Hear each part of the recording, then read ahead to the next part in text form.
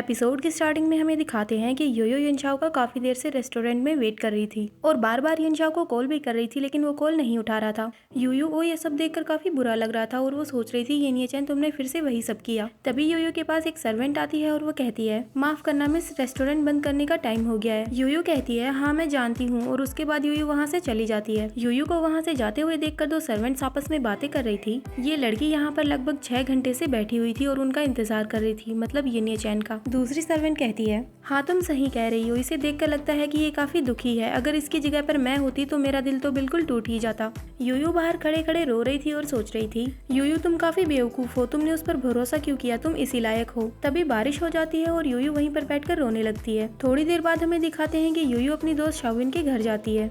शाओविन योयो को देखकर कहती है अरे योयो तुम इस टाइम पर यहाँ पर कैसे। योयो बारिश में भीगी हुई थी और उसकी हालत काफी खराब लग रही थी। शाओविन उससे पूछती है योयो तुम्हें क्या हुआ है, सब कुछ ठीक है ना। योयो शाओविन को कुछ बोलने वाली थी, तभी योयो नीचे गिर जाती है, मतलब उसे चक्कर आ जाते हैं। शाओविन योयो से फिर से पूछती है योयो आखिरकार तुम्हें हुआ क्या है। योयो को काफी ज्यादा बुखार था। शाओविन उसे अंदर ले जाकर लेटा देती है और उसे कहती है अरे तुम कितनी बड़ी हो गई हो, फिर भी खुद का ध्यान नहीं रख सकती। अब हमें येनिया-चैन दिखाते हैं जो कि यानयान के पास हॉस्पिटल में बैठा हुआ था और यानयान येनिया-चैन को देखकर सोच रही थी येनिया-चैन मैं उस लड़की को तुम्हें मुझसे छीनने नहीं दूंगी। उसके बाद यानयान अपना फोन उठाकर देखती है तो उसमें लिंगफेंग का एक मैसेज आया हुआ था। वो योयो आज येनिया-चैन के साथ डेट पर गई थी तो मुझे उससे बात करने का मौका नहीं मिला। ये बात सुनकर यानयान थोड़ा पागलों जैसा बिहेव करने लगती है और सोचती है येनिया-चैन मैं तुम्हें बिल्कुल परमिशन नहीं देती हूँ कि तुम किसी दूसरी लड़की के साथ डेट करो। येनिया-चैन तुम बस मेरे हो और मेरे ही हो सकते हो। और फिर यानयान अपना हाथ काटने के बारे में सोचती है और फिर येनिया-चैन की तरफ देखकर खुद को ही बोलती है येनिया-चैन चाहे तुम्हें पाने के लिए मुझे कुछ भी करना हो मैं सब कुछ करूंगी।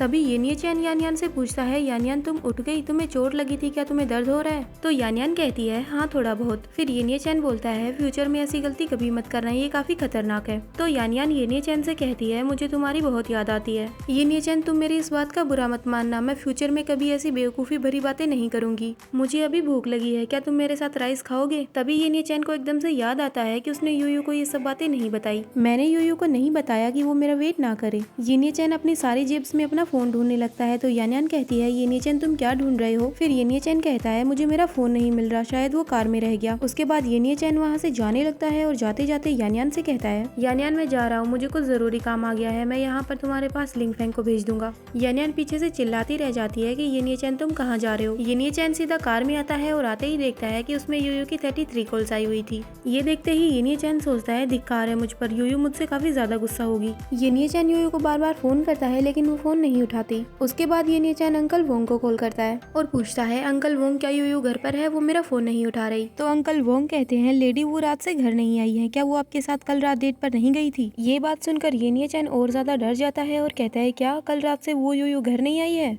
उसके बाद येनिया-चैन योयो को बार बार कॉल लगाने लगता है और उसे उसी रेस्टोरेंट में ढूंढने जाता है। सर्वेंट से येनिया-चैन पूछता है तो सर्वेंट बताती है यिन प्रेसिडेंट कल रात लेडी रेस्टोरेंट बंद होने के बाद यहाँ से चली गई थी। फिर येनिया-चैन उससे पूछता है क्या तुमने देखा कि वो किस तरफ गई है। तो सर्वेंट बताती है उस तरफ। बाहर आकर येनिया-चैन योयो को ढूंढने लगता है तो उसे योयो जैसी एक लड़की दिखाई देती है। येनिया-चैन जाकर उस लड़की के कंधे पर पीछे से हाथ रखता है और कहता है योयो मुझे माफ करना, कल रात में आ नहीं पाया। वो लड़की योयो नहीं बल्कि कोई और होती है। वो येनिया-चैन से कहती है तुम कौन हो। तो येनिया-चैन उससे कहता है मुझे माफ करना, मैंने गलत इंसान को पकड़ लिया। वो लड़की येनिया-चैन को साइको कहकर वहाँ से चली जाती है। तभी वहाँ पर स्क्रीन पर एक न्यूज दिखाई जाती है और न्यूज में बताया जाता है अभी अभी नई खबर आई है कि एक्स सिटी में किसी लड़की की बॉडी मिली है, किलर का अभी तक कोई पता नहीं चला है। और फिर किसी लड़की की बॉडी दिखाई जाती है जिसका चेहरा ढक रखा था। ये न्यूज देखकर लोग आपस में बातें कर रहे थे लड़कियों को अकेले बाहर नहीं जाना चाहिए। ये सब के बाद तो येनिया-चैन और भी ज्यादा डर जाता है और सोचने लगता है नहीं वो योयो तुम्हारे साथ ऐसा नहीं हो सकता। उसके बाद येनिया-चैन अपनी सेक्रेटरी एला को कॉल करता है और कहता है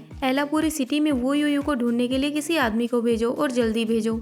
अब हमें योयो दिखाते हैं जिसका बुखार काफी कम हो चुका था। योयो की दोस्त शाओविन भी उसका ध्यान रखते हुए उसके पास ही बैठे बैठे सो गई थी। योयो उठ जाती है और वो बोलने लगती है, मतलब बुखार में इंसान ऐसे नहीं बोलता थोड़ा बहुत। फिर शाओविन भी योयो को देखकर उठ जाती है और उसे कहती है भगवान का शुक्र है यूयू, तुम्हारा बुखार कम हो गया है। उसके बाद यूयू कहती है, सॉरी शाविन, मैंने तुम्हें दोबारा से परेशान किया। कल रात से तुम मेरा ख्याल रख रही हो, मैं फिर से तुम्हारे पास आ गई। शाविन यूयू को कुछ खाने को देती है और कहती है, तुम्हें मेरे साथ ये सब फॉर्मेलिटी करने की कोई जरूरत नहीं है, हम लोग दोस्त हैं। मैंने अभी तुम्हारे लिए दलिया बनाया है, तुम ये खाकर देखो। यूयू शाविन को थैंक यू बोलती है और कहती है, थैंक यू शाविन, तुम मुझे काफी अच्छे से ट्रीट करती हो। फिर शाविन यूयू के सर पे हाथ रखती है और उसे कहती है, हाँ तुम भी खुद को अच्छे से ट्रीट किया करो।